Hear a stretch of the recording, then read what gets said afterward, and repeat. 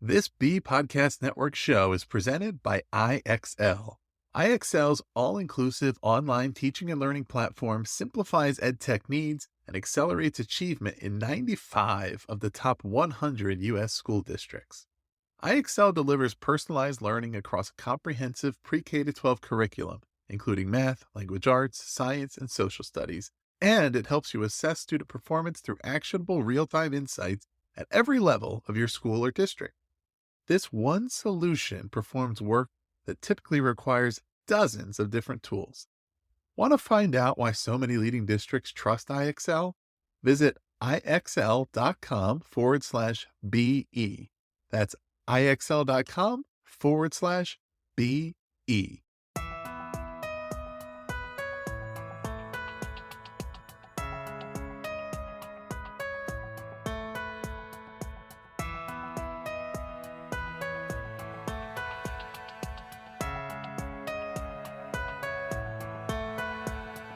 Welcome in, everybody. You are listening to the Authority Podcast on the Podcast Network. Thanks, as always, for being with us. Really pleased to have you here today. If you've heard the show before, even though it's not always the main topic of conversation, you've probably heard me reference retaining and recruiting educators as a pain point in the field. And I'm sure it's also not a secret to you.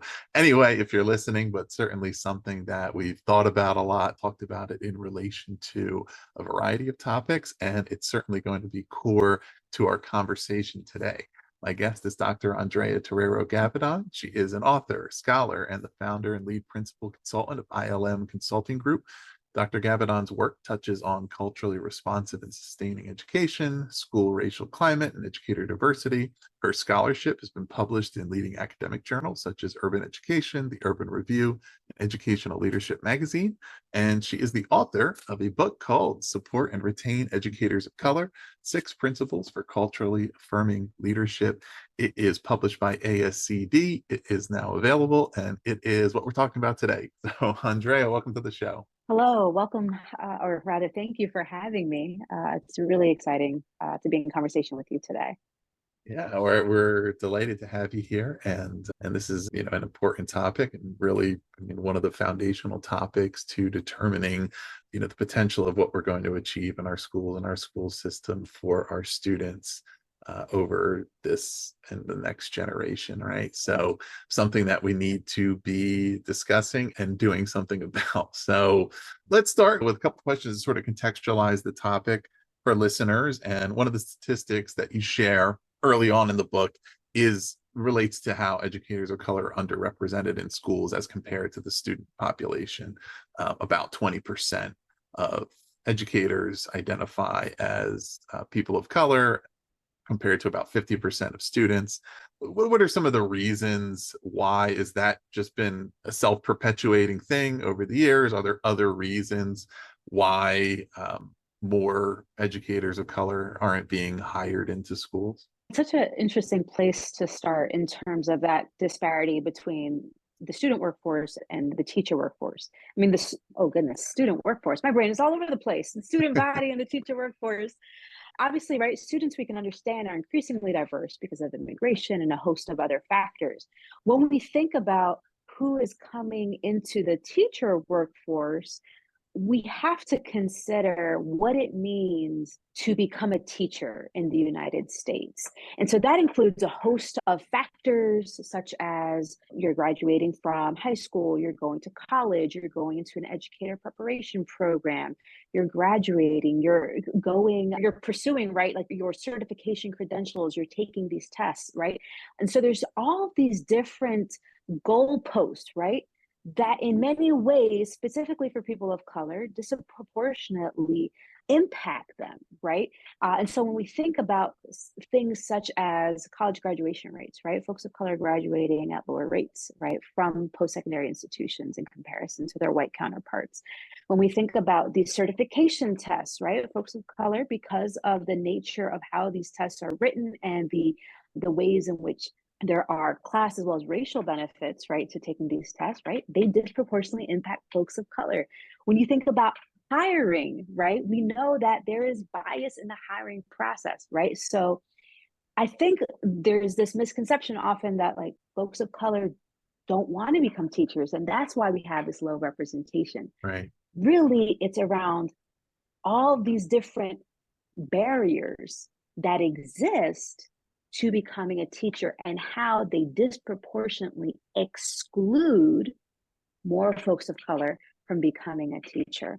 One last thing I'll also add, because all of these barriers that I'm mentioning are things that impact the educator workforce in the here and now. But we also have to take into consideration the historical context. One of the most important court cases of our time, Brown v. Board, we know served to overturn the kind of legal, enforcement of Hmm. segregation in our schools. And when schools were therefore required to become racially integrated, racial integration was accomplished for students, right?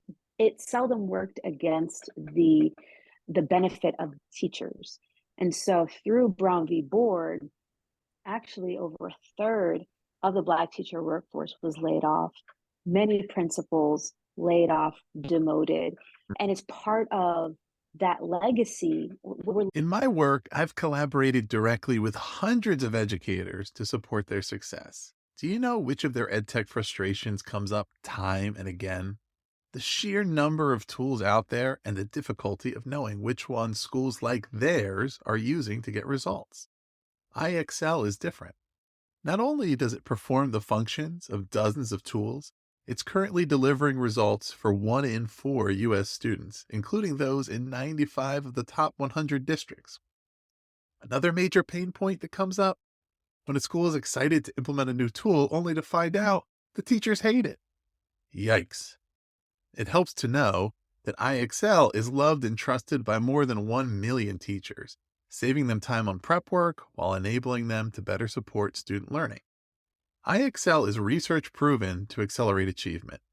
Studies across 45 states show that IXL schools outperform non-IXL schools on state assessments.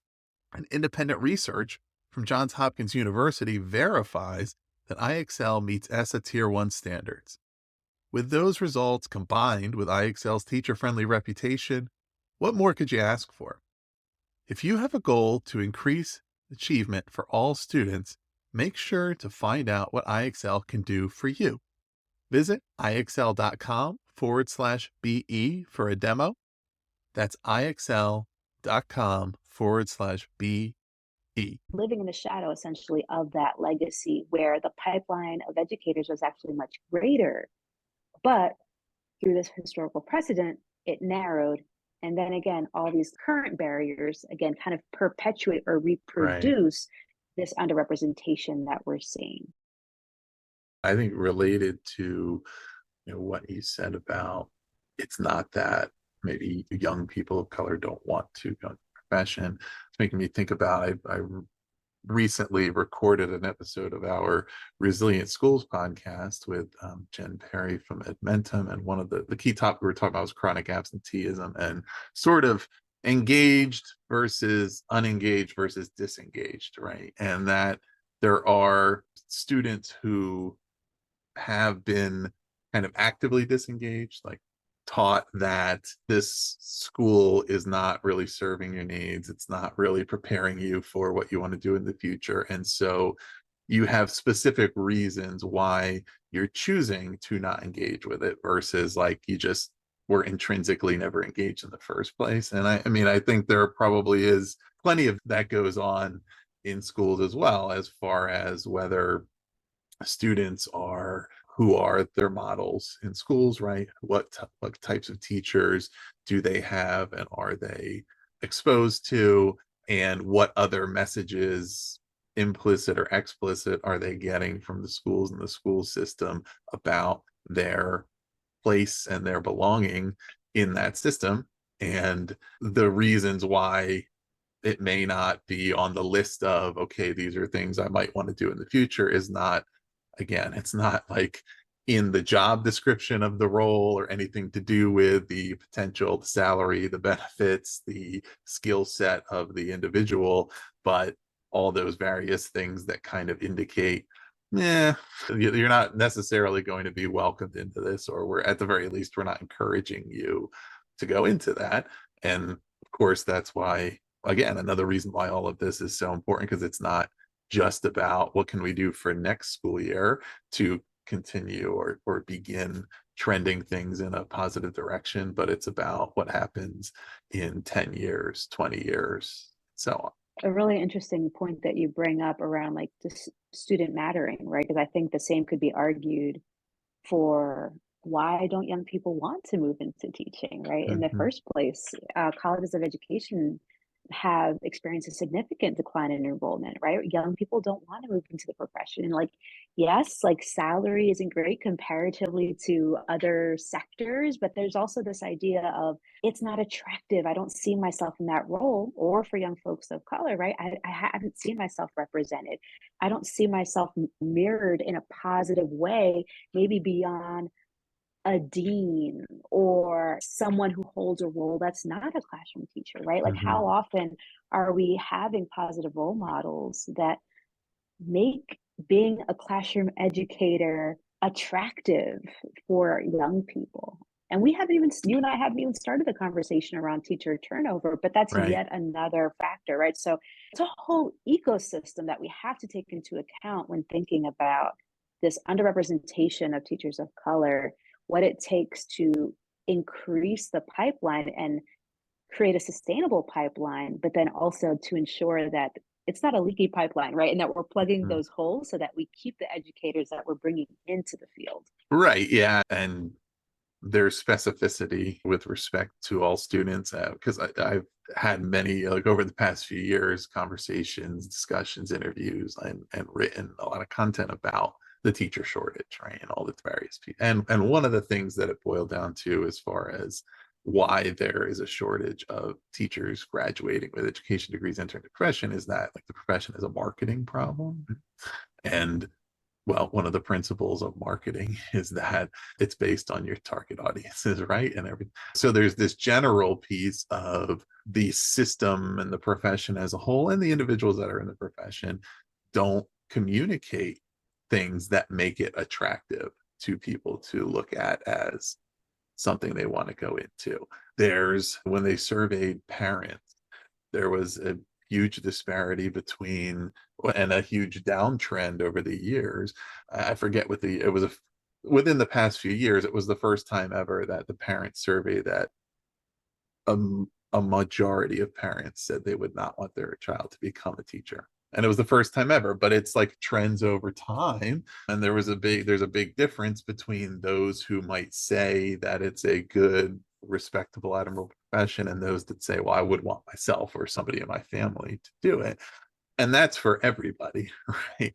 And then within that, there obviously are specific elements of that about, okay, are we being mindful about who might potentially be the educators of the future, and what are we telling them about what this profession is, and what are we showing them, and how are we building that? So there's one other piece here that it may be somewhat beyond the scope of what you uncovered in your research, but I'm curious if you've seen, even anecdotally, anything about it. As I'm wondering, these statistics that we talked about earlier are broad, kind of nationwide statistics. Are there areas where there's like more or less imbalance? And I'm guessing, and again, you tell me, one of the reasons why the gap is as wide as it is because there's not a lot of areas, if any, where it's the opposite balance, right? Where there's a higher percentage of educators of color compared to the student population.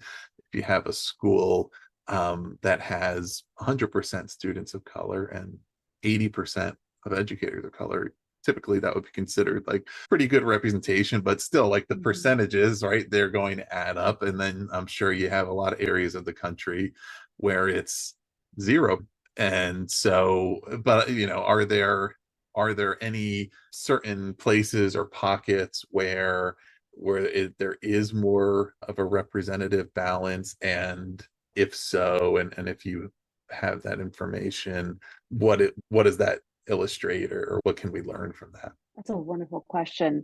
In terms of even just to take a step back, right, around this idea of 20%, approximately, right, 20% of educators in the American teacher workforce identifying as folks of color, that isn't like a new phenomena that we're trying to address, right? So back in 1988, Richard Riley, who was one of the spokespeople for the Department of Education, delivered this address, and he talked about like the American teacher workforce must be excellent and they must look like our democracy, right? Like I'm the language that he used, but I share that because this isn't a new problem. That's number one. And two, it illustrates from the fact that when he gave that speech, that actually kicked off, both on a national as well as local level, a series of policy interventions intended to increase or attract more educators of color. And in many respects, right, there actually have been higher, proportionally, there's actually higher numbers and rates of educators of color that are moving into teaching as a result of, right, these various policy and advocacy initiatives.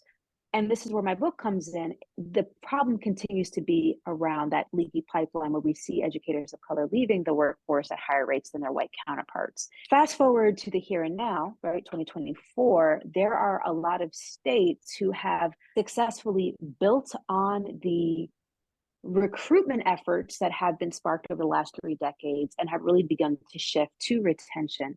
I think about the work that Travis Bristol is doing out on the West Coast, not just to bring attention to the importance of a teacher workforce on a state and local level, but then also what are concrete strategies that can be implemented to retain teachers. Travis does a variety of work with a variety of partners, but one of the things that I appreciate is his work with leaders, both at the preparation stage as well as on a district level, around this is how you can build district conditions that retain your educators of color. And I don't have the numbers offhand, but I certainly would point to Travis's work and his work with districts around kind of stemming the tide of attrition and creating more balance or Yeah. parity between teachers and students. I would also point to the work. There's a public school district out in Texas, I believe, like Harmony Public Schools. Similar, they have been doing tremendous work over the last couple of years with leaders, right? Increasing the Yeah. diversity of their leadership pipeline. And we know, right? Research tells us when you have a diverse leader workforce, right? Racially diverse principals, superintendents, they're more likely to prioritize racial diversity in hiring. And also, they're associated often with higher levels of retention when it comes to Yeah. the diversity of their workforce. And they've been able to do both, right? Both increase the diversity of their principal pipeline and in turn been able to increase and retain a higher number of teachers. And so that's a district, right? Harmony Public Schools. Zooming in even more on a building level. So I'm from Philadelphia. Philadelphia is what I would call home. I've been here for almost 2 decades now. And there's an amazing small network of charter schools called Boys Latin, led by two excellent Black male principals. And again, Black male principals that prioritize hiring Black teachers for their 100% Black student population. In addition to increasing, goodness, I was in conversation, I think they said something around 60% or 70% of their educators identify as Black males, right? Classroom educators, they're teachers. In addition, though, to that prioritizing recruitment and retention, they've even started what's called the Grow Your Own program, where they bring in former students from their high school who graduated from college. They say, hey, do you want to be a game changer in your community? Do you want to be an advocate for social change? Become a teacher. To your point about marketing, Yeah. right? And they create this, and I talk a little bit about their work in the book, as well as some other case studies, but it's such a genius way under the umbrella of brotherhood, of mentorship, and also the reality of like, if you're a recent college grad, you need a job. Go back Right. to your high school, get the training you need. We will give you a job. And that pipeline actually creates a sustainable mechanism for new teachers when the time comes to hire new, right? Yeah. And so those are three, like state, district, local school level. Folks are doing tremendous work across the US. It's really around honing in around like what works. Yeah. Yeah. Yeah. And those grow your own programs, whether it's in or rural or remote areas where people that, grow up there, go to school there may have some investment in the local community, but it's going to be much harder to recruit people to move there, or city schools where you want to diversify the teaching population can be really effective and critical to, and not only mission driven, but practical and understanding like we don't want to be going year to year and trying to fill 3 positions and only having 2 people available. So a good thing to highlight there. So we're going to transition into the retention piece, the support piece, which is really the core of this. As we're kind of making that transition, I'm wondering, like, if you want to briefly contextualize some of the language, right? You kind of give the preface of the book around the importance of the clear and precise language we're using, people of color, educators of color here, and just to make sure that listeners are following along and that they're seeing how this is represented in their schools. Maybe if you want to just briefly talk about how you use that term in the book and how that, we're trying to use it the same way in this conversation. So just to provide a little bit of clarity around what is meant by educators of color. Yes. So yeah, I think it is absolutely critical to zoom in on the population that we mean. And I appreciate your attention to detail in this way. When referring to educators of color, I'm referring to, right, if you think about, let's say, census categories, right? Black, African American, Hispanic, or Latino, Latina, Latina educators, Asian American, right? Those that have been racialized, right, as being non-white, right? And we know that these census categories are imperfect. We know that there are overlaps and intersections with the way that whiteness shows up, but we're referring to those that have been minoritized because of their ethnic or racial background. And it's really important to elevate that, because when we do that, we imperfectly acknowledge the unique social identities and the experiences that accompany those identities because of the ways that people are racialized, right? That's a lot of fancy language. What does that mean? Like, when you acknowledge the fullness of my Latinidad, right? The fullness of my ethno-racial gender, the language of my ancestors, the place where they're from, and how that impacts how I navigate the world, that means a lot, right? It's not just I have brown skin. I know this is audio, folks can't see me, but it's not that I have brown skin. It's the ways in which I am maybe vulnerable, right, to historic or even current structural inequalities or oppressions because of the identities that I hold and the ways in which those are often devalued in society. And I'm really clear in my language in the book around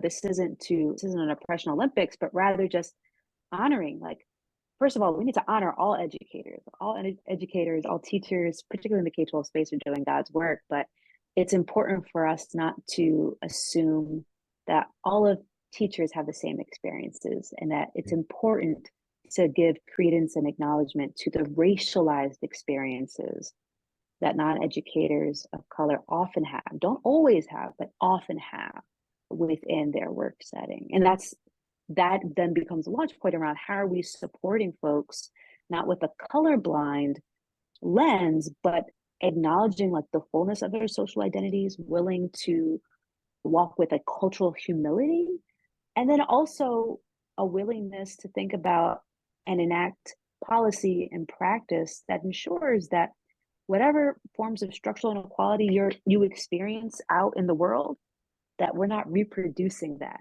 in this school, because we acknowledge that those types of harms can and often do push people out of schools. I think that naturally leads to, like, is there a kind of a point of identification where recruitment and hiring and the processes involved in that part of it diverges from the support and retention piece, and who is responsible for that and what's required to be more effective at those pieces, independent of who you're hiring and who in that part of it? I think we're doing better with this, particularly in light of the teacher shortage. I started working on my book prior to and then during the pandemic, right? So a lot has shifted, I would say, in the national consciousness, as well as just in how, as a sector, right, education, right, and education related organizations have had to navigate. And so in terms of like the best recruitment strategy should be coupled with a retention strategy, right? So it's not just your campaigns, the career fairs. It's around, how am I going to get people to the door and clearly message from the beginning of our professional relationship, this is how I intend to value through the support mechanisms, and this is how these support mechanisms are going to add so much value to your professional life. This is what's going to make you want to stay, right? In terms of who owns that, it really is a partnership. I have found myself, particularly with this book, having a lot more conversations with the HR folks, and I love them, right? Like, thank you for coming to any workshop that I do. Thank you for inviting me to speak or do a book study, right? That I love working with HR folks, but they're also, and I write about this mostly because of my own background as an instructional leader and as an assistant principal and someone who hired and supported educators and was often responsible for like staff retention metrics. Like, I cannot speak enough of the role of the principal, as well as members of the instructional leadership team with this retention piece. Going back to just turnover, right? Like, there have been numerous national studies where educators have talked about why they leave, and they're not leaving because of the kids, but they're leaving because of leadership quality, right? Leadership behaviors. And so this requires a partnership between HR and leaders around how do we rethink our partnership for the purpose of making sure that once we bring people into our district or our network, that they feel valued in the day-to-day interactions that the educator has with their direct manager, with the grade team lead, with that AP, whomever that instructional leader is, and how it may be defined or operationalized in that school. Are there, other than maybe anything we've already discussed, factors that are more critical to the retention of educators of color related to the overall retention? You mentioned the leadership piece, right? And that's the thing that comes up time and again in education and in other professions as well. I left because of poor leadership, weak leadership, didn't see eye to eye with leadership, et cetera, right? And of course, what that means to different people is going to be different things, their interpretation of that, and certainly the emphasis on the retention and the retention as a primary objective of the leader, and making that something that is set by the district or system, isn't to having that follow through on this hiring versus retention piece, right? But I guess, is there, and anything else we want to pull out before we get into some of these principles and the specifics about what school leaders should be doing, that we shouldn't, I guess, just have a blanket understanding of what retention means, but specifically when we have goals around retaining, the underrepresented educator populations or the people of color, does that mean something different? Yes. And so before I kind of get into it, I would say whatever retention strategy is enacted for folks of color often leads to positive outcomes for all staff, right? But to your point, right, there are strategies or conditions that need to be addressed that uniquely impact or uniquely have a unique interaction, right, with communities of color. I spoke about one already, which is this idea of your racialized work experience, right? And I say racialized because the ways in which your social identity is often associated with certain stereotypes, assumptions, how folks of color are impacted by these differently, right, than folks that are not racialized as ethno-racial, quote unquote, minorities, right? And I would argue we're the global majority. We're not minorities. But how does that play out, right? So acknowledging the ways in which race does impact a school, right? Acknowledging the ways in which perhaps folks of color might be pinpointed as a disciplinarian, right? You're gonna work with the most challenging group of kids because you hold that identity. Or, oh, this is our new teacher, they're going to work with perhaps the lowest level of learners, right? Because those are the kids that really just they you just need a strong hand. Well, what do you need by a strong hand, right? What assumptions are being made about kids and the teacher you've selected for that position? Also acknowledging that the disparities that do exist. I think particularly around, let's say, teacher leadership across the board, even in the literature, right? Teacher leaders are less likely to be folks of color. And there's a lot of reasons for that. But in what ways, right, are you reproducing or perpetuating this thing, right, that disproportionately impacts people of color? In what ways are you potentially reproducing that in your school, right? In what ways are there, folks of color on average implement culturally responsive pedagogies more often than our white counterparts, right? How often are you sending mixed messages, right, around allowing curriculum to be responsive and reflective of kids' backgrounds, right? So there's like these little moves where implicitly or maybe even explicitly, the decisions and policies that our instructional leaders employ on a daily basis can and do often impact folks of color differently than their white counterparts. And so that's what we mean when we mean like support and retain. It's drawing attention to policy and practice, who it impacts, who benefits, right? And shifting the paradigm to ensure that everyone's voice is centered and valued in the school community.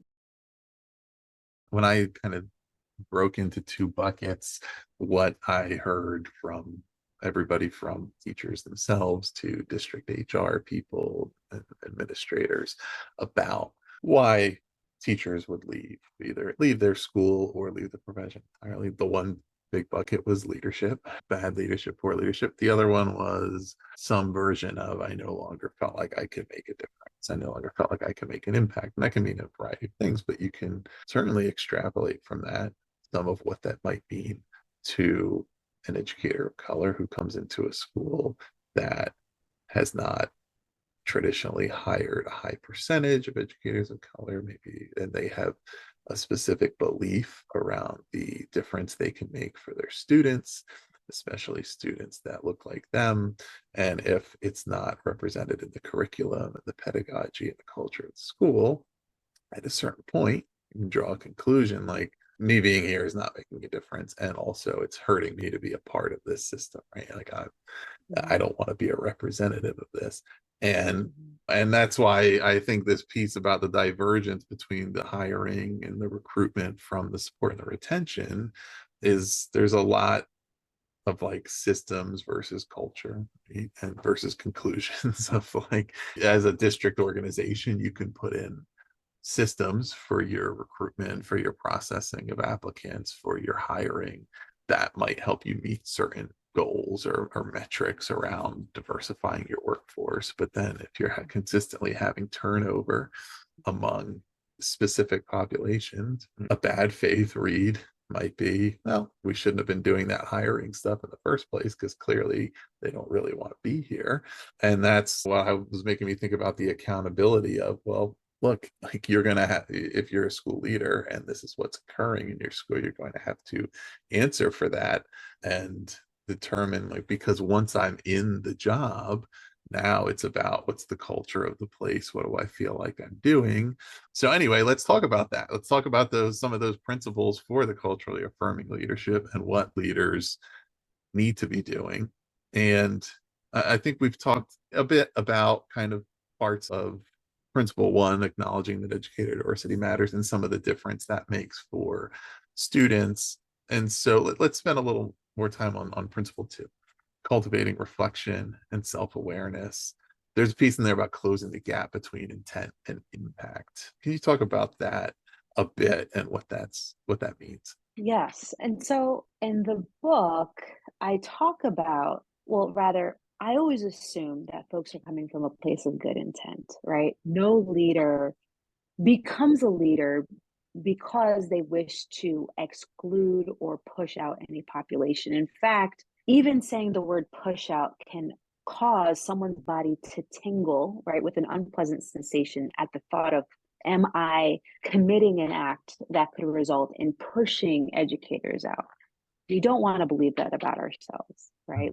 even in with the educators that I work with, I want to believe that I'm doing good, that I'm supporting effectively, right? That we're creating the change that we wish to see. But that's why it's important to understand that intent is not the same as impact. I think it's also important as we're having this conversation about ethnicity and race and the ways in which those go hand in hand with culture and other aspects of identity, right? Because identity is, we aren't just racialized beings, right? But gender, sexual orientation, right? Linguistic background, socioeconomic status, right? We bring a host of different elements of identity with us as we navigate the world. And so I say that to say it's important for leaders to suspend assumptions and about their work and begin to interrogate not just what did I mean to do, but what was the result of my Right. action. So going back to your example around we hired all these educators, but they're leaving. In order to effectively address this important issue of educator diversity, I would argue we need to consider, okay, what's my role in this? Like, what are the conditions of my school? What are the elements of my leadership? What are if perhaps, and I think all districts at this point are doing this, there's exit interviews and you're beginning to look through that and you're determining trends, or even if you hear whispers of things and rumors, don't assume necessarily it's always an isolated issue or brush off as, oh, they didn't get it. I actually meant this. We understand that, but we need to, just like we encourage educators to have outcomes driven lessons, we need to have outcomes driven leadership to Right. think, if my outcome of retention is not being met, if my retention goals have not been met, why? And let's begin to unpack and move backwards. What are the things that occurred? What are the complaints? What are the trends? What are the concerns that people have? And begin to do the work of elements of their own practice and school level policy or district level policy to then say, okay, how can we connect the dots? That might have not been the intent of that new curriculum that we adopted that was supposed to boost reading scores. If now 25% of my teachers are leaving, that was the impact. And we often say, oh, they weren't a good fit. That's a reality. Sometimes people aren't a good fit, but sometimes you also lose good people and we have to ask ourselves why. And so that's the spirit of acknowledging that intent is not the same as impact. And we really need to be questioning our leadership impact. Yeah, and then there's an opportunity in a lot of these ways for like to take intent and intention a few steps beyond where we usually stop. Right? So if we stop our intent with, well, we want to hire more representative population of educators, and you stop there, then you can accomplish that in a variety of ways that are not making a positive impact.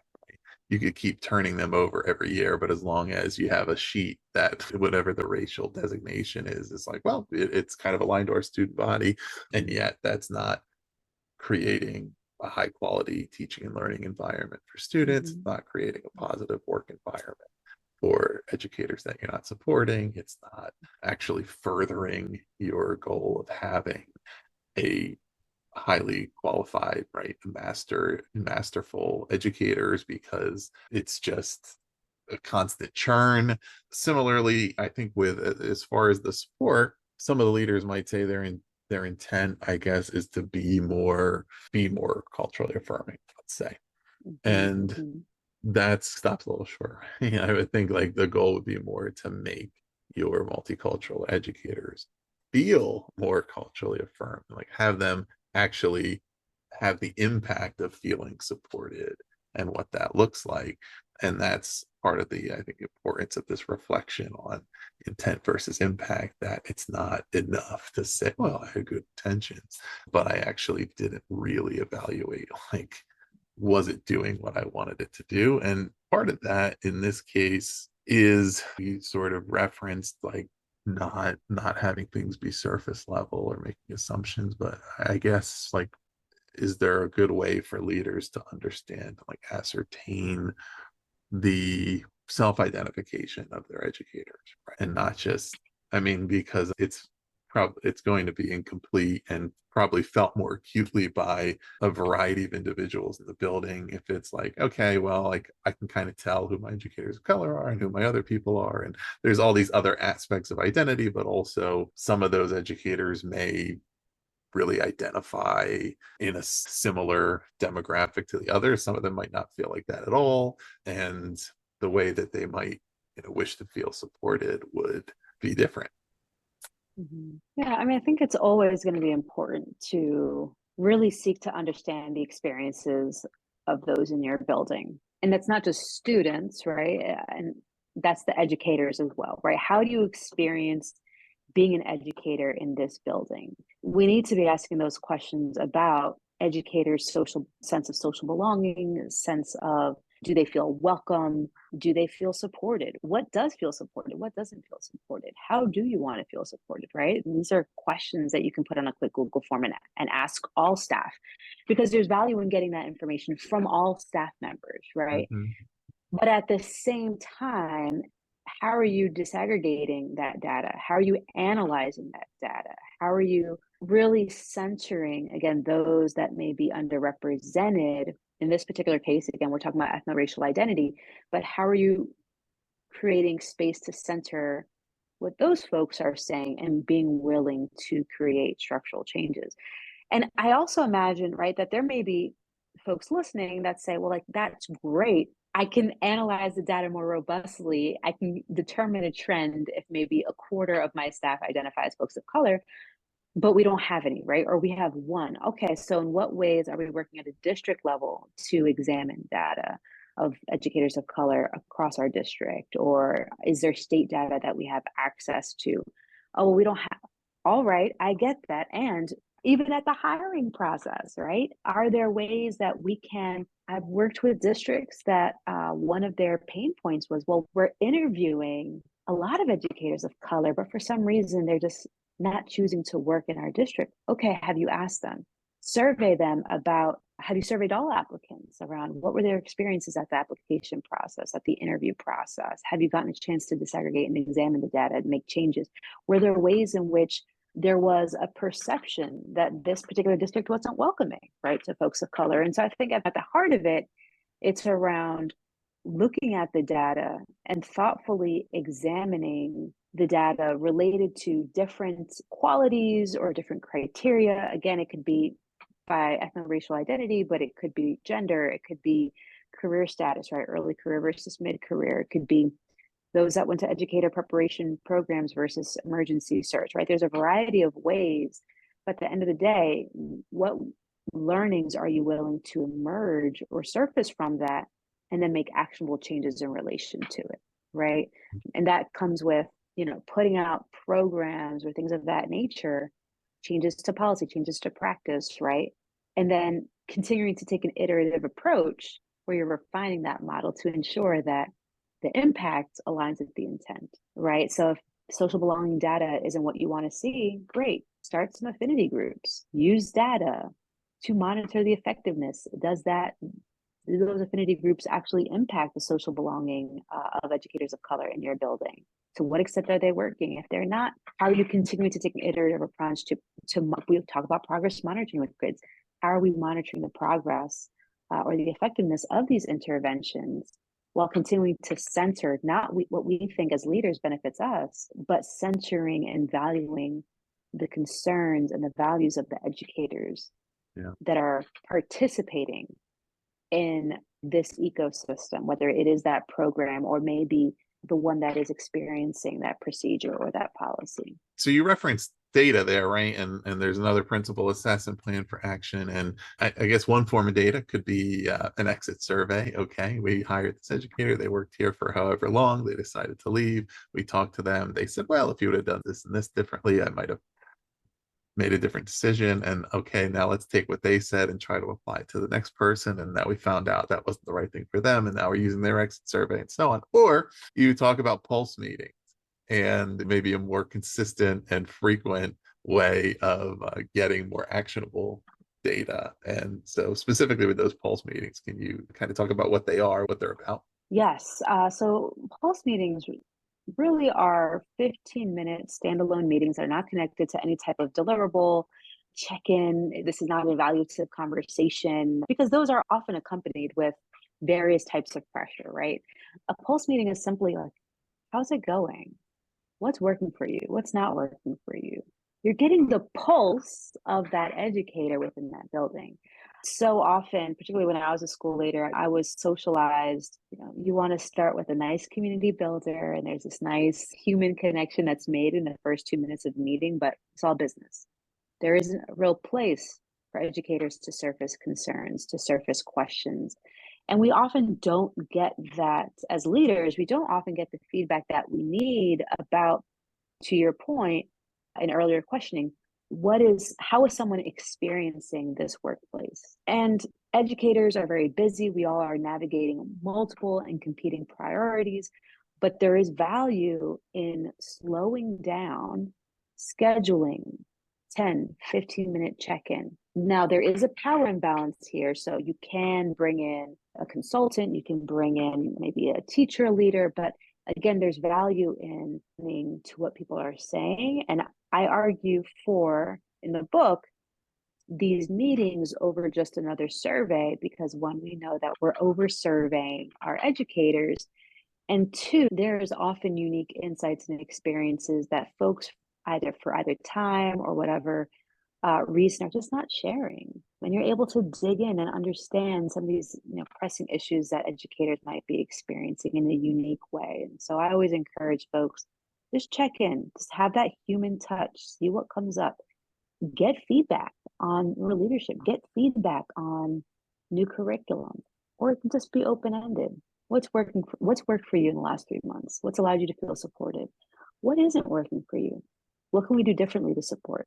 Where do you see yourself in 3 months, 3 years, etc.? Very simple, open-ended questions. And after the leader asks the questions, that's another piece where we talk about listening and active listening. I went to a principal certification program. That was the life that I was intending to live. And then I had a different pivot with my career. And I remember we would practice listening, and it was great. I loved my principal program. Because of the demands of the job, I often wasn't able to put that in practice. So Right. I'm encouraging educators, encouraging principals and other district leaders to really go back to the roots of cultivating that human touch with their leadership. Yeah. So as we're wrapping up the conversation, I kind of want to ask about support at two different levels. So one being school leadership, teachers, and specifically creating a supportive environment for those teachers to be themselves, to teach how they teach, to utilize the strengths that they are going to have in actually having maybe a culturally responsive approach to students, or any type of whatever it is, right? Stylistic, content wise or otherwise. So what that kind of looks like, or what leaders should be thinking about in that regard. And I guess we'll start there, and then I'll not to throw too much at you at once. That's a big question. So help me narrow the focus a little bit in terms of thinking.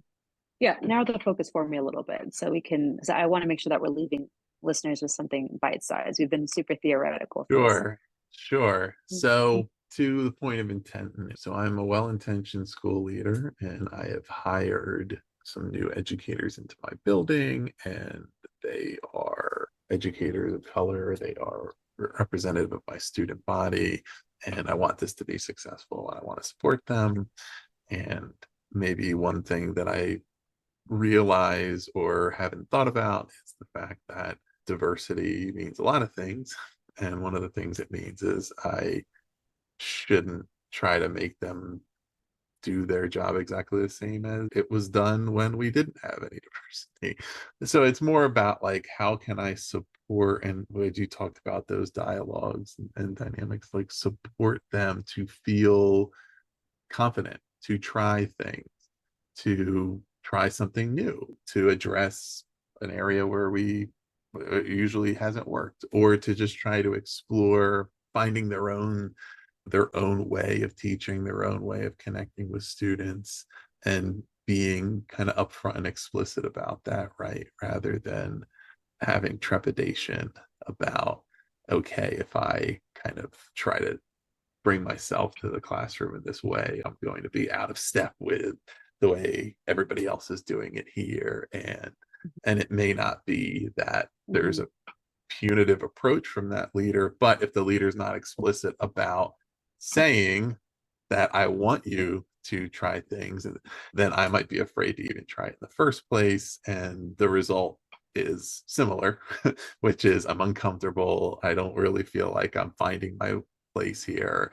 And all of that I still might end up getting the message that this isn't really the right place for me, even if nobody was telling me not to do anything. Yeah. So for that kind of beginning, or rather the leader that's at the beginning of this journey, I would argue that, or you don't want to think about how do we need to, I have an educator of color, what do I do now? My wondering would be, what is the status quo? What is the ecosystem of your school? And have you spent time really learning or assessing your school's readiness in the first place to be a place that values ethno-racial diversity and that can allow folks to feel welcome? And the reason why I would argue that we need to assess what's happening first is because what we may inadvertently do with our good intentions is then begin a host of programming that either is inconsistent with a pre-established culture, that may not achieve the outcomes that we're hoping for, or may not be pinpointing the right problem. So before you create something new or say, what's happening, right? So in what ways does my school vision and mission, I talk about this in principle 3, there's 4 kind of areas that I encourage folks to do this type of landscape analysis. One is, does the vision and mission of my school, is it welcoming and affirming to ethno-racial diversity, right? Looking at the second thing, what's the culture of your leadership, right? Who's on your leadership? Who's represented? Who's not represented? Whose viewpoint is elevated? Whose viewpoint is missing, right? Looking at staff dynamics, right? What is the ethno-racial kind of composition of my staff, right? Thinking about age and gender diversity as well, right? And then also thinking about the fourth thing, which is instructional culture, right? So what are the expectations around teaching and learning? Whose knowledge is amplified? What types of curricula are my educators using? What are the expectations even around the deliverables, right? The lesson plans. Are there books that we're reading? What's the type of PD, right? We have to assess what's happening first to then pinpoint what are the highest needs or highest leverage strategies that we can then adjust to better center the educators of color in our building. And I would argue, if you're listening and you are in a place where you want to diversify your workforce, but you're having difficulty doing that, start here, right? Start at assessing what's happening first before you add programs, before you adjust anything. And if you have educators of color in your building, welcome their input in this process. Think about what are their concerns and in what ways can you strategize around the things that they have mentioned need to change in the school. Or conversely, maybe there's really, really strong aspects of the school community that can be amplified to better support and retain educators of color. Maybe you have an amazing teacher leadership program that can now transition to being a mentoring program for early career educators. And then you want to invite local student teachers from the college for the educator program down the road, right? Like there's different ways that we can rethink our strategy, but I would encourage folks to start there. Start with the landscape analysis, pinpoint what those needs are, and then make change. Because there may be some things that you're unaware of that would yield a higher impact than maybe some of the most obvious things. Yeah. And I mean, it presents a new opportunity to implement some practices that will be effective for everyone. So we said, like, having diverse faculty is going to benefit all students in different ways. It's similar. I mean, a lot of this is about individualizing versus generalizing, because it could be anything where you have any ways in which the teaching population is shifting, changing. You could be an elementary principal who has been there for 10 years and you just hired your first male teacher, and there may be things that they react to differently, or now we're having Gen Z enter the workforce, right? And there's things that they have, or just individual differences and all of that. Like, I think, anyways, that educators and professionals in different roles are feeling supported to confidently go about their job and to be part of creating the culture, just as the culture is being fostered at a leadership level, are good things, and not just due to a shock to the system. Oh my gosh, now we have these new people. Now I have to start Yeah. paying attention. Excellent. Well, Yeah. so we could talk for hours and hours, and maybe you'll have to come back again to talk more on this or some of our other shows. But Andrea, yeah, anything else you want to point our listeners to? We'll link to hmm your book over at ASCD and your website so they can find more of your work there. But anything in particular that would be good for hmm listeners to check out? So I'm thinking about, we're this beautiful time of summer planning, right? And I realized as I think back to my response to the last question, while doing a landscape analysis is absolutely critical, you might be, as a leader, dealing with 100 million other things. And maybe your thought process is like, I don't have the capacity. What's the low hanging fruit?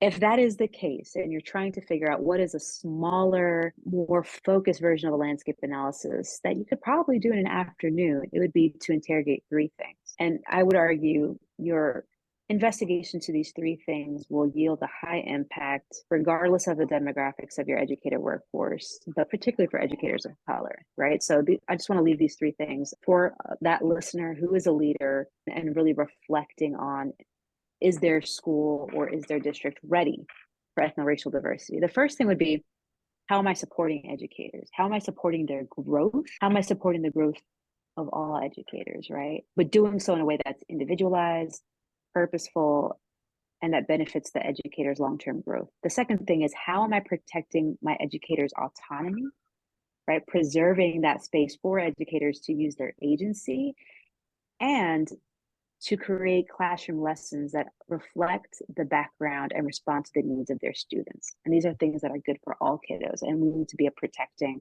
the autonomy, certainly, of all educators. And the last thing is, in what ways am I equitably providing opportunities for teacher leadership and advancement, right? Mhm.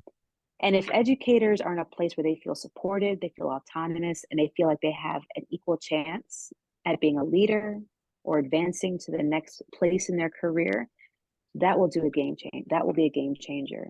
If there are ways in which support, autonomy, and opportunities are not present, that is where we have these emerging concerns around retention and turnover. And so again, kind of just moving away and closing this up, to support, autonomy, opportunities. Those are the three things. If we want educators to stay, how are we looking at our systems and mechanisms for support, for autonomy, and for equitable opportunity for leadership and advancement? Listeners, yeah, find the book Support and Retain Educators of Color from ASCD. We'll put the link there. You can go to Andrea's website, ilmconsultinggroup.com, and find her on LinkedIn. So we'll put all of those links where they're easy for you to find. Please also do subscribe to The Authority if you have not already. We'll have more author interviews coming your way each week and covering as many topics as we can that support you in your role and in having an impact. Or visit bpodcast.network to learn about all of our shows. Andrea, thanks for being here. Thank you. This episode was edited by Gage Sanderson. Do you want to simplify your school's technology, save teachers time, and improve students' performance on state assessments? You can do it all, but don't waste another minute. Head straight to ixl.com/BE to learn how IXL's research-proven teaching and learning platform can help you achieve all of these goals. That's ixl.com/BE.